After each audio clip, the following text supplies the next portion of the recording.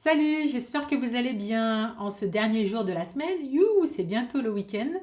Alors aujourd'hui, la capsule d'aujourd'hui, donc c'est sur une thématique de développement personnel, c'est, en gros, si tu veux changer ta vie, change tes croyances. Moi, il y a deux phrases que j'adore et que j'ai appris au cours de ces dernières années de développement personnel et de mes cours de coaching. J'adore cette phrase d'Einstein qui dit, c'est de la folie de croire qu'en faisant tout le temps la même chose, on peut s'attendre à un résultat différent. Et ça, c'est vrai. Donc ça, déjà, premier point. Et ensuite, il y a cette phrase de Gandhi qui dit, et ça c'est hyper puissant parce que je l'ai découvert il y a ces dernières années, c'est que vos croyances deviennent vos pensées deviennent vos mots deviennent vos actes deviennent vos habitudes deviennent et vos valeurs deviennent votre destinée. Et cette phrase-là, elle est de Gandhi, elle est hyper puissante.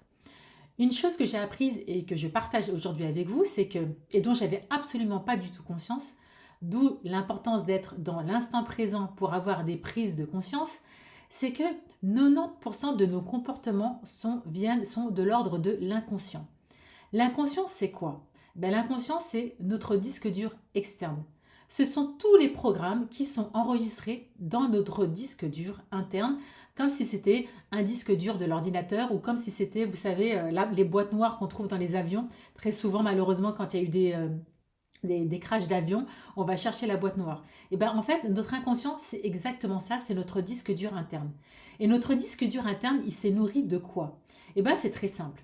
Et je vais vous expliquer en quelques mots. Ce qu'il faut savoir, c'est qu'un enfant, depuis son très jeune âge, jusqu'à l'âge de 7 ans, il ne sait pas penser. Il est toujours dans l'imagination et il répète absolument tout ce qui est stimulé par ses sens, c'est-à-dire ce qu'il voit et ce qu'il entend, et en provenance de toutes les personnes que l'enfant assimile comme figure d'autorité. Alors ça peut être ses parents, ça peut être son maître, ça peut être sa maîtresse, ça peut être ses grands-parents, ça peut être sa tante. Donc en fait, tout ce qu'il voit, tout ce qu'il entend, il enregistre. Donc l'enfant à cet âge-là, donc il expérimente, donc il a une expérience et c'est associé à une émotion qui est agréable ou désagréable et ça devient un souvenir.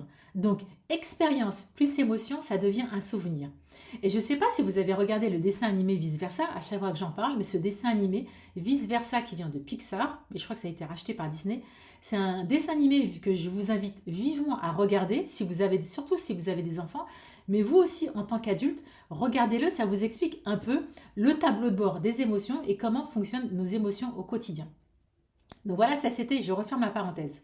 Donc je vous dis, une expérience plus une émotion, ça devient un souvenir. Et donc l'enfant, il répète, il vit des expériences avec des émotions et ça devient ses souvenirs.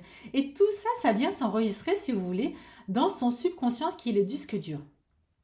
Très souvent, il suffit juste d'une expérience avec une émotion très très forte et ça va créer un souvenir très très fort. Et même vous, en tant qu'adulte, vous vous rappellerez sans problème et de tous les détails de l'expérience que vous auriez vécue quand vous étiez petit. Donc en fait, tous ces souvenirs, ça vient s'incrémenter comme ça dans votre disque dur et ça se transforme en croyances. Alors, il y a des croyances, en fait, qui viennent de votre éducation religieuse, que vous avez appris à l'école, ce que vous impose la société, les dictates, etc., etc. Ou très aussi, vous pouvez avoir de nouvelles expériences au cours de votre vie personnelle, votre vie professionnelle, toutes les personnes que vous avez rencontrées dans votre vie, toutes les interactions que vous avez eues dans votre vie. Eh bien, en fait, votre subconscient vient tout enregistrer dans le moindre détail, tout ce que vous avez vécu. Et ça crée donc des souvenirs et des croyances. On dit qu'il y a des croyances qui sont limitantes, c'est-à-dire des croyances qui nous freinent, et puis vous avez des croyances qui sont portantes et qui vous poussent vers le haut. Alors, ce qu'il faut savoir, c'est que tout ça, dans ce disque dur, ce sont ces croyances qui viennent conditionner vos comportements. Alors, vous allez me dire, ouais, non, je suis pas trop d'accord avec ça. Ok, et ça c'est ok, mais par exemple quand vous êtes en train de manger, votre corps a pris l'habitude, vous n'êtes pas en train d'utiliser votre cerveau, votre néocortex, et vous n'êtes pas en train de vous dire voilà, je prends ma main, je la déplace, je prends le verre et je bois de l'eau. Vous ne faites pas ça, c'est devenu un automatisme. La même chose quand vous respirez, la même chose quand vous conduisez, la même chose quand vous allez dans votre salle de bain. En fait, sans vous en rendre compte, on a un nombre infini de comportements qu'on répète comme ça dans la journée sans utiliser notre néocortex, c'est-à-dire sans réfléchir. Mais ce qu'il faut savoir, c'est que ce sont nos croyances qui déterminent notre état d'esprit et derrière chaque croyance, il y a une valeur cachée. Si vous voulez, on n'a qu'à dire que par exemple, qu'une valeur, c'est un atome et tout autour, vous avez des croyances. Et en fait, Vous êtes-vous déjà posé la question de savoir quelles sont les valeurs, qu'est-ce qui m'anime? Ben moi, la première fois quand j'ai fait cet exercice, ben, je n'ai pas réussi à le faire. Il a fallu que j'utilise un jeu de cartes, à peu près de cinquantaine de cartes, pour savoir effectivement quelles étaient les valeurs, qu'est-ce qui m'animait au quotidien. Parce qu'en fait, très souvent, quand on n'est pas bien dans sa vie, on va aller se ressourcer, on va aller chercher des ressources extérieures pour se sentir bien. Mais ça, c'est vraiment éphémère. C'est-à-dire que vous allez tout le temps solliciter votre environnement pour vous apporter, pour animer vos valeurs. Mais le plus important, c'est que si vous apprenez à vous connaître, si vous apprenez à vous connecter à l'instant présent et si vous posez des super bonnes questions pour savoir qu'est-ce qui vous anime au quotidien, ça veut dire quoi? Ça veut dire que vous utilisez vos propres ressources, vos propres énergies pour vous automotiver en fait. Et ça vous permet aussi d'être indépendant complètement de votre motivation externe. Quand on apprend à connaître ses valeurs, à quoi ça nous sert? Et bien en fait, ça nous permet à oser s'affirmer et à savoir ce que l'on veut. Très souvent, quand vous posez la question à des personnes, bah, qu'est-ce que tu aimerais, qu'est-ce qui te bloque? Parce que vous savez, il y a un grand nombre d'adultes aujourd'hui, et plus précisément au vu de tout ce qui se passe, surtout après le Covid, il y a beaucoup de remises en question, les gens ils veulent changer, mais ils ne savent pas quoi, ils se cherchent un peu. Et ils savent très souvent vous dire ce qu'ils ne veulent pas, mais ils ne savent pas vous dire ce qu'ils veulent.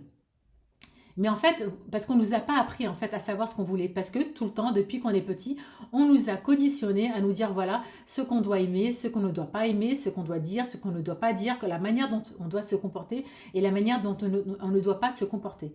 Donc l'air de rien quand même, vous vous rendez compte que nos comportements sont quand même conditionnés par des croyances en fait qui ne nous appartiennent pas. Alors très souvent, on ne s'en rend pas compte, on est dans notre quotidien, et puis au bout d'un moment, vous avez vraiment envie de changer, mais vous vous rendez compte qu'il y a des choses qui vous freinent en fait. Et en fait, tous ces freins, tous ces obstacles, c'est comme si vous aviez un élastique autour de vous qui vous tire, vous avez envie d'avancer, mais vous ne savez pas ce qui vous freine. Et vous avez aussi un dilemme très souvent entre votre cœur et votre cerveau. C'est-à-dire qu'il y a quelque chose que vous avez vraiment envie de faire, je me dis, oh là là, j'aimerais trop faire ça, si je pouvais, je ferais ça.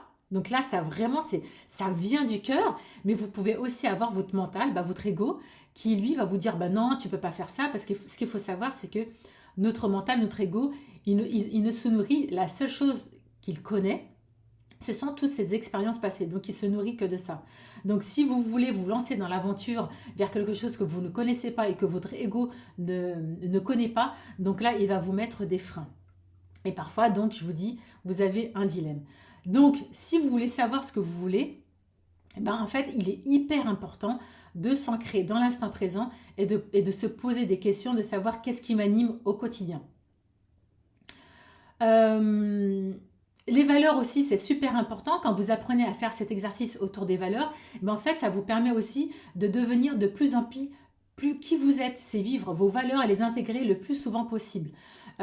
Et en fait, quand on s'autorise au désir, quand on sait ce qu'on veut, vous vous rendez compte qu'en fait, il y a une résistance qui craque et on se rapproche du libre choix.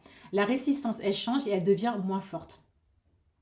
Et donc ça, c'est hyper important. Alors maintenant, si vous voulez savoir quelles sont les questions que vous pouvez vous poser au quotidien pour aller chercher vos valeurs et en quoi c'est super important pour vous, vous posez la question, en fait, qu'est-ce qui me motive au quotidien? Quand je me lève le matin, est-ce que vous savez ce pourquoi vous vous levez? Qu'est-ce qui vous anime? Donc il y a aussi cette question. Par exemple, quand vous faites une activité, qu'est-ce qui est hyper important pour vous aujourd'hui? Par exemple, quand vous voulez changer, vous voulez faire une nouvelle activité, mais vous voyez qu'il y a des freins, vous posez la question, en quoi c'est super important pour moi de faire ça? Quelle valeur ça viendra nourrir chez moi? Et ensuite, vous creusez et vous creusez. Et si vous n'arrivez pas à atteindre cet objectif, qu'est-ce qui me manquerait d'essentiel si je n'arrivais pas à faire ça? Et vous creusez et vous creusez. Alors, vous pouvez vous écrire ces questions. Alors, bien évidemment, c'est super important d'être posé, d'être ancré, d'être dans l'ici et maintenant pour faire ces questions, même d'avoir fait un exercice de méditation au préalable.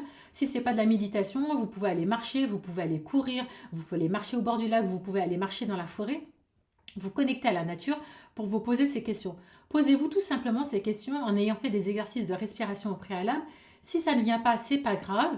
Mais continuez à faire ça. Parce qu'il faut savoir, c'est que quand on veut mettre en place de nouvelles habitudes, ça signifie qu'il faut mettre en place de nouvelles croyances. Et ça veut dire qu'il faut travailler, déstructurer une croyance limitante pour la transformer en croyance portante. Et ça ne se fait pas du jour au lendemain. On dit qu'il faut au moins 21 jours pour mettre en place de nouvelles habitudes. Donc quand vous voulez faire un petit changement, il faut se fixer des petits pas. Donc se fixer un petit objectif et se dire, ok, mon objectif c'est ça. Alors, quel est le premier petit pas que je veux mettre en place? Ok, en quoi est-ce important pour moi de mettre cet objectif en place? Qu'est-ce que ça viendra nourrir, chez moi, etc., etc. Donc, en gros, en quoi c'est super important, donc, comme je vous l'ai dit au début, 90% de nos comportements sont conditionnés par nos croyances.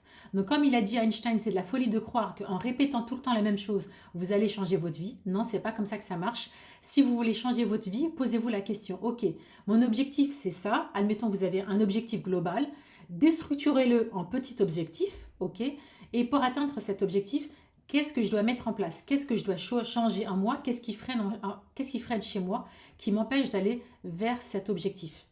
Et vous déstructurez, Soit vous arrivez à faire cet objectif en place, à le mettre en place, et ça c'est super.